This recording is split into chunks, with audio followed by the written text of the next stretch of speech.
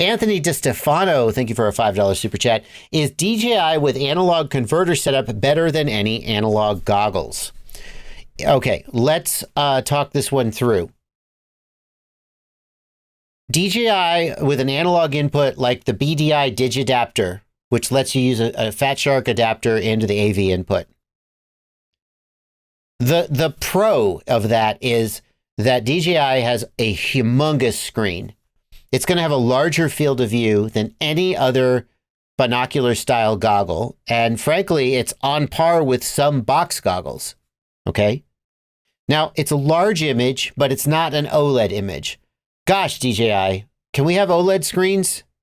I mean, like, as long as I'm just, I mean, yeah, it would cost $600, $700. So geez, but that's something that analog goggles still have going for them, is they have OLED screens. Some of them do, not all of them. And OLED screens look beautiful. So you get a large image when you use the DJI goggles for analog. But the downside is, number one, there's a small amount of additional latency. I think it's on around 15 milliseconds, maybe one frame. Don't know why. Bushcrafter points out that you lose sound. Is that what you're trying to say? Or are you trying to say you've lost the sound from my live stream? I'm not sure about that.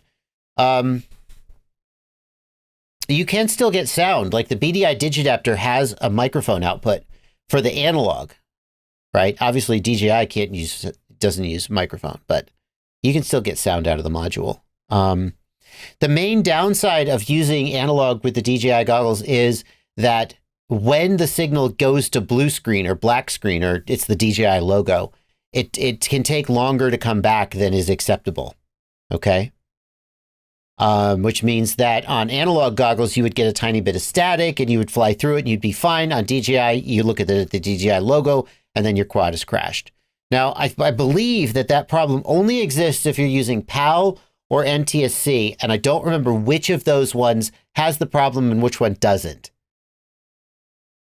So I would say that DJI for analog is usable, but it's not, if you had to pick just one, right, then analog goggles would be better. But a lot of people out there, I mean, can't have both. And a lot of people would say, well, I'm going to fly DJI on most of my quads, but then I have a tiny whoop with analog and I'll just use DJI, and that's fine.